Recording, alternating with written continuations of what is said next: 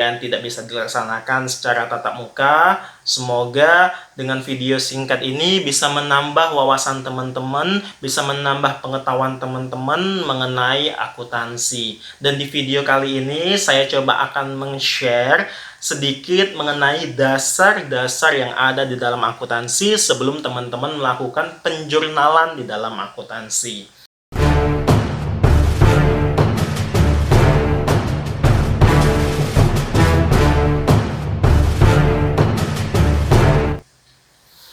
Assalamualaikum warahmatullahi wabarakatuh. Selamat siang teman-teman semua. Apa kabarnya? Semoga selalu sehat ya di tengah-tengah pandemi COVID-19 ini. Walaupun kajian tidak bisa dilaksanakan secara tatap muka, semoga dengan video singkat ini bisa menambah wawasan teman-teman, bisa menambah pengetahuan teman-teman mengenai akuntansi.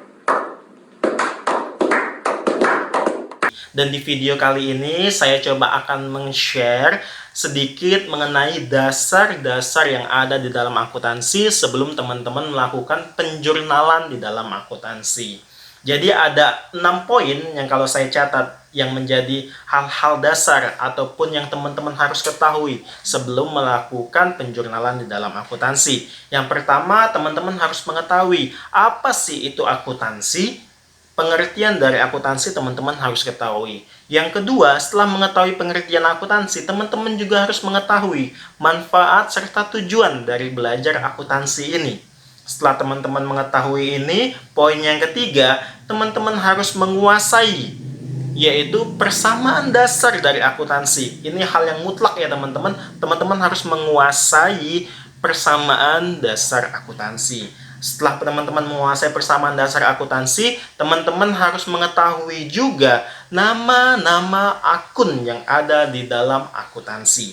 Setelah teman-teman mengetahui nama-nama akun tersebut, teman-teman juga harus mengetahui nomor akun serta posisi normal akun tersebut di dalam akuntansi. Dan yang terakhir, teman-teman harus mengetahui siklus dari akuntansi tersebut. Jadi ada 6 poinnya teman-teman. Nanti saya akan coba rincikan satu persatu poin tersebut. Semoga bisa menambah pengetahuan teman-teman. Baiklah, langsung kita masuk saja ke poin yang pertama, yaitu tentang pengertian akuntansi. Kalau teman-teman cari di internet, maupun teman-teman baca buku, maupun teman-teman dengar dari dosen maupun guru yang ada di kelas, banyak sekali teman-teman mengetahui apa sih itu akuntansi. Dan di video kali ini saya akan coba menjelaskan pengertian akuntansi menurut versinya saya sendiri ya, versinya Muhammad Ikram. Kalau akuntansi menurut versinya saya, yaitu suatu seni mencatat, mengklasifikasikan, mengiktisarkan, mengelompokkan, menganalisa, dan menyusun. Apa teman-teman yang disusun? Data yang berkaitan dengan transaksi keuangan sehingga menghasilkan sebuah laporan keuangan di mana laporan keuangan ini akan digunakan oleh pihak maupun perusahaan yang membutuhkannya. Oleh sebab itu, ilmu akuntansi ini harus benar teman-teman. Dalam melakukan pencatatan harus benar teman-teman, karena ini akan menjadi dasar buat perusahaan dalam mengambil keputusan. Baik, saya simpulkan lagi, akuntansi merupakan suatu seni mencatat, mengelompokkan, mengiktisarkan, menganalisa, dan menyusun data yang berkaitan dengan transaksi keuangan sehingga menghasilkan laporan keuangan yang akan digunakan oleh perusahaan yang membutuhkannya. Baik, itulah sedikit mengenai pengertian dari akuntansi. Setelah kita mengetahui pengertian dari akuntansi, hal yang kedua yang teman-teman harus ketahui juga, yaitu manfaat serta tujuan kita belajar akuntansi. Jangan kita belajar-belajar saja ya teman-teman. Di sini saya akan coba memberikan beberapa manfaat dan tujuan dari belajar akuntansi. Yang pertama, ketika kita belajar akuntansi, kita akan memberikan informasi yang berkaitan biasanya berupa laporan keuangan dan harus real, harus relevan, harus benar. Karena apa? Informasi ini akan digunakan oleh perusahaan ataupun orang yang memakainya nanti sebagai dasar dalam membuat keputusan. Itu ya teman-teman. Poin yang kedua atau manfaat yang kedua, akuntansi ini bisa digunakan sebagai alat kontrol dari perusahaan dalam menghitung keuangan di perusahaannya, teman-teman. Jadi dengan akuntansi ini perusahaan bisa mengetahui nih sebagai kontrolnya nih berapa nih posisi keuangan dia di periode ini. Yang ketiga yaitu sebagai pemberi informasi juga kepada pihak eksternal. Biasanya laporan keuangan perusahaan ini nantinya akan dilaporkan, teman-teman. Jadi apabila kita membuat laporan akuntansi, laporan keuangan ini tidak valid atau tidak benar, gimana kita akan melaporkannya, teman-teman, kepada pihak eksternal.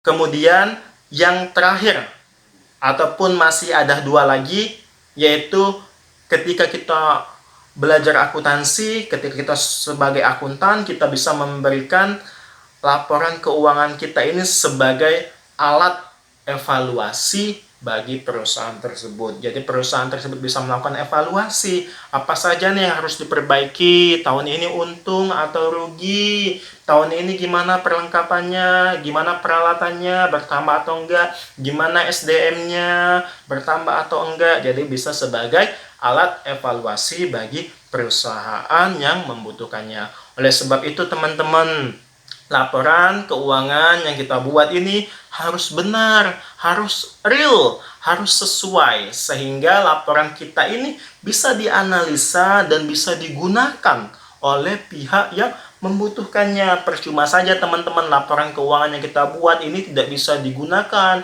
maupun tidak bisa dianalisa oleh orang lain, maka percuma saja laporan keuangan ini kita buat. Itu saja mungkin mengenai manfaat serta tujuan dari belajar akuntansi. Sudah dua ya teman-teman poin yang kita dapat. Poin yang ketiga yaitu mengenai persamaan dasar akuntansi. Jadi teman-teman sebelum melakukan penjurnalan, teman-teman harus bisa menguasai dasar akuntansi. Di dalam akuntansi itu ada persamaan dasarnya, yaitu harta sama dengan utang plus modal. Nanti akan saya buat di sini ya teman-teman, rumusnya teman-teman ya. Harta sama dengan utang plus modal. Jadi dalam akuntansi pada prinsipnya ini adalah pembukuan yang berpasang-pasangan ya teman-teman. Dalam akuntansi ini merupakan pembukuan yang berpasang-pasangan. Ada sebab dan ada akibatnya. Jadi ketika melakukan ini ada ininya. Ya, pembukuan yang berpasang-pasangan. Kita analogikan di persamaan dasar akuntansi dengan menggunakan rumus harta sama dengan utang plus modal. Nah, pertama ada 3 analogi ya teman-teman, namun ini contohnya sama semua. Contoh yang pertama, Bapak Ikram membeli mesin cuci seharga 5 juta rupiah dengan uang pribadi. Bapak Ikram membeli mesin cuci seharga 5 juta rupiah dengan uang pribadinya. Secara logika ya teman-teman, Bapak Ikram mendapatkan mesin ketika membeli mesin cuci.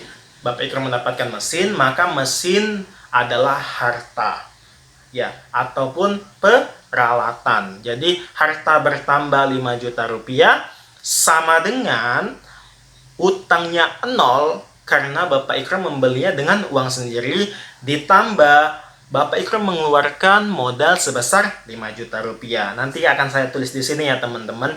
Jadi hasilnya harta 5 juta rupiah sama dengan utang 0 ditambah modal 5 juta rupiah. Itu analogi yang pertama.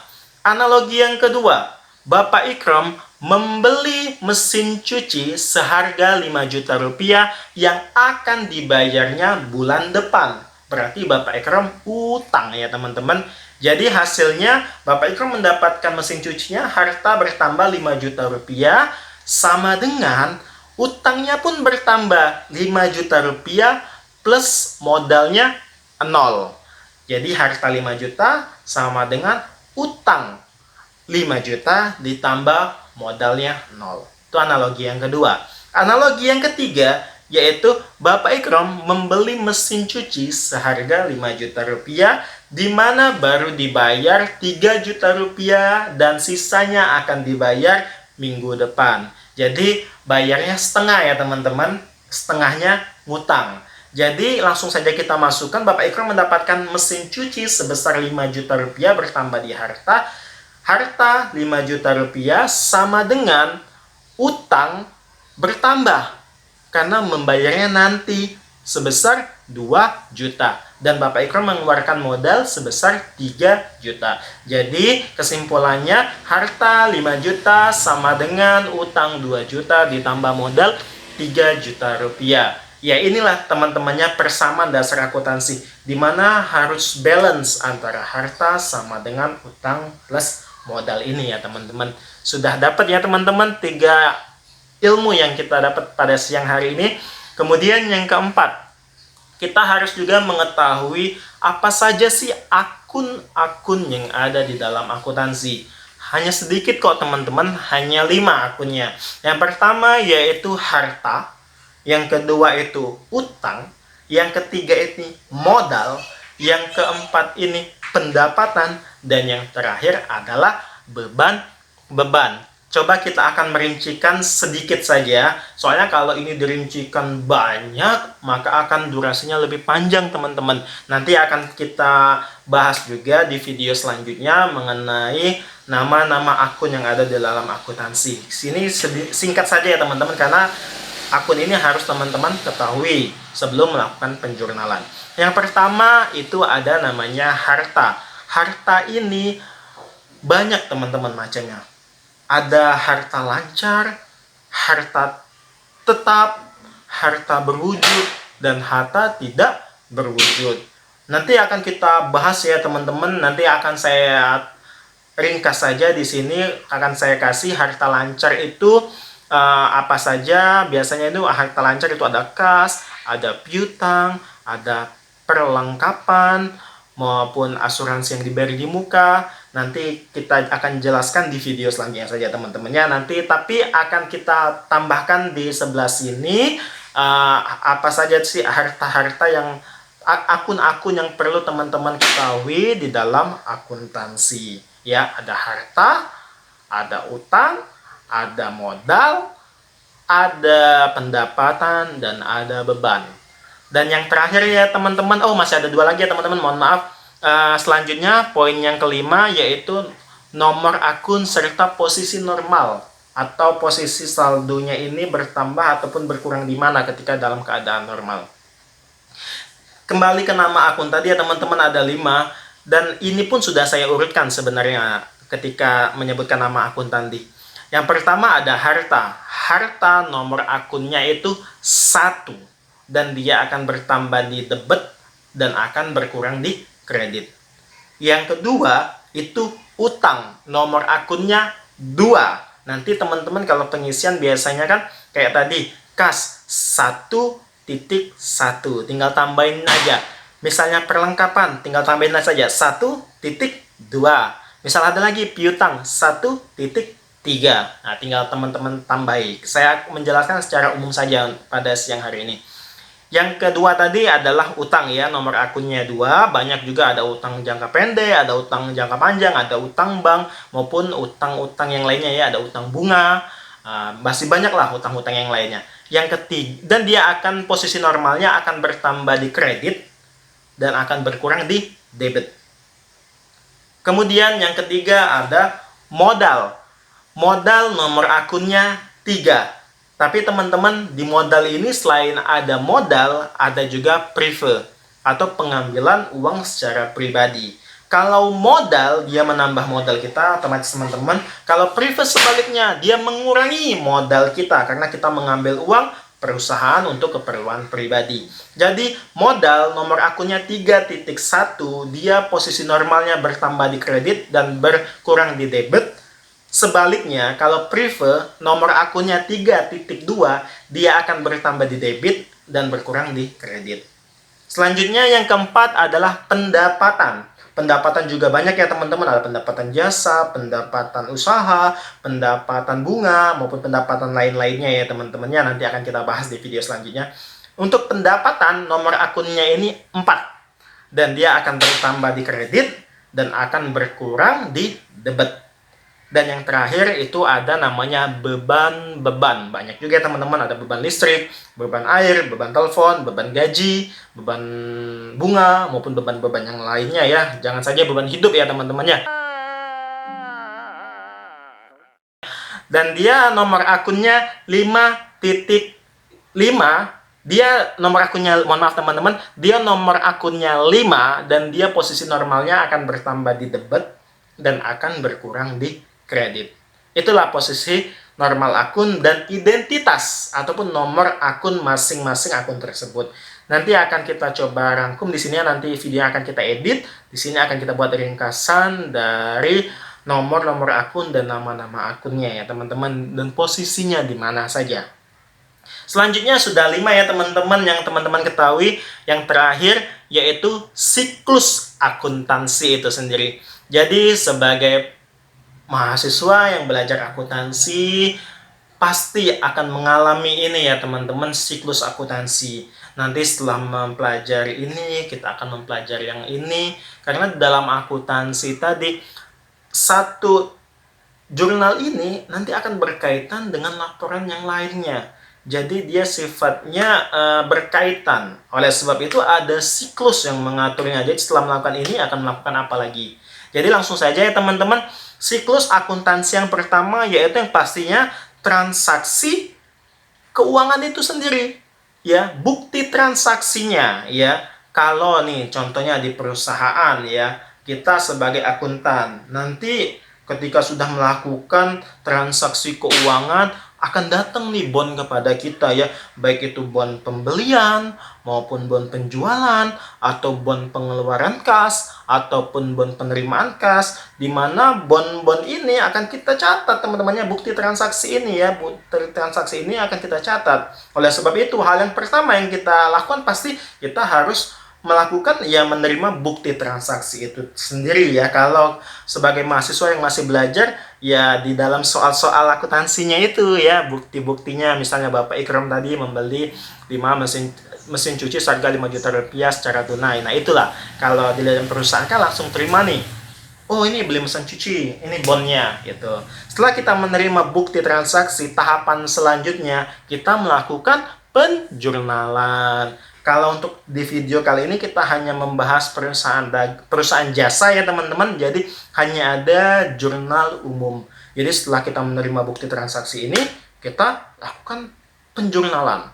Ya, kita lakukan penjurnalan ini. Oh, ini pembelian mesin. Oh, tunai. Berarti mesin cuci bertambah di debit, peralatan ditambah dibawanya pada kas, ya kan? Jadi peralatan bertambah 5 juta, kas berkurang 5 juta. Kita melakukan jurnal umum. Itu tahapan yang kedua. Tahapan yang ketiga setelah melakukan jurnal umum ya kita melakukan pastinya posting ke buku besar. Jadi kita akan kelompokkan, kita akan klasifikasikan sesuai dengan akun-akunnya masing-masing. Jadi yang kas akan digabungkan dengan kas, yang piutang akan digabungkan dengan piutang, maupun yang utang, maupun yang perlengkapan, yang peralatan akan digabungkan dengan akunnya masing-masing. Setelah kita melakukan jurnal umum, kita melakukan posting. Setelah posting selesai, hal yang akan kita lakukan yaitu melakukan neraca saldo. Jadi dari hasil saldo akhir di buku besar ini, kita akan masukkan di neraca saldo. Itu tahapan siklus yang keempat ya teman-teman. Kita ulang ya. Yang pertama bukti transaksi, yang kedua ini penjurnalan, jurnal umum, yang ketiga buku besar, posting buku besar, yang keempat neraca saldo, yang kelima ada namanya ayat jurnal penyesuaian. Kenapa ada ayat jurnal penyesuaian teman-teman? Karena ada beberapa transaksi ataupun akun yang dimana tidak sesuai lagi ya teman-teman ketika di awal periode dan di akhir periode. Contohnya ketika kita punya perlengkapan di bulan April ya, contohnya kita punya buka mesin fotokopi. Kita kan beli 10 dus kertas, kan nggak mungkin di bulan April masih 10 dus, di bulan Desember masih 10 dus, pasti sudah berkurang ya teman-teman ya. Jadi ada namanya AJP di tahapan yang selanjutnya setelah neraca saldo. Setelah kita melakukan AJP ya teman-teman, tahapan kita yang selanjutnya itu melakukan neraca lajur ya teman-teman ya. Setelah kita buat neraca lajurnya, yang hal inilah yang penting setelah kita buat neraca lajur, yang tahapan selanjutnya penting kita membuat laporan keuangan yang terdiri dari laporan laba maupun rugi, kemudian perubahan modal, kemudian neracanya. Setelah kita membuat laporan keuangan, maka hal yang selanjutnya kita lakukan adalah membuat jurnal penutup. Setelah kita melakukan jurnal penutup, maka tahapan terakhir dalam siklus akuntansi di perusahaan jasa ini adalah membuat neraca saldo setelah ditutup ya teman-teman. Jadi kita ulang ya siklus akuntansinya. Yang pertama adalah mengumpulkan bukti transaksi. Tahapan yang pertama mengumpulkan bukti transaksi. Yang kedua, melakukan penjurnalan di jurnal umum. Tahapan yang ketiga, posting buku besar. Tahapan yang keempat, membuat neraca saldo. Tahapan yang kelima, ayat jurnal penyesuaian. Tahapan yang keenam, membuat neraca lajur. Tahapan yang ketujuh, membuat laporan keuangan. Tahapan yang kedelapan, membuat jurnal penutup. Dan yang terakhir di siklus akuntansi ini adalah membuat neraca saldo setelah penutupan. Mungkin ini saja video singkat mengenai hal-hal yang teman harus ketahui ya sebelum melakukan penjurnalan dalam akuntansi. Semoga dengan video yang singkat ini bisa menambah pengetahuan teman-teman. Walaupun kita nggak bisa kajian secara langsung ya, tatap muka. Semoga dengan video ini bisa menambah pengetahuan teman-teman. Dan nantinya penjelasan saya ini juga akan dibantu dengan penjelasan nanti di sininya ya, di sebelah sininya akan kita edit videonya. Dan kami dari pengurus mohon kritikannya, mohon sarannya supaya video ini bisa terus baik ke depannya ya. Pasti banyak kekurangan karena ini video yang pertama. Nanti setelah ini semoga saja insya Allah setiap minggu kita akan posting video-video yang berkaitan dengan akuntansi sampai selesai yang tadi ya, neraca saldo setelah penutupan. Dan semoga bisa memberikan inspirasi juga buat teman-teman, bisa buat video ini juga dan bisa dibagikan ke teman-teman yang membutuhkannya ya teman-teman. Mungkin ini saja yang dapat saya sampaikan. Atas nama pribadi Muhammad Ikram, mohon maaf atas segala kekurangannya. Dan saya tutup dengan bersinergi, bergerak, dan berkarya. Wallahul muwaffiq ila aqwamit thoriq. Wassalamualaikum warahmatullahi wabarakatuh.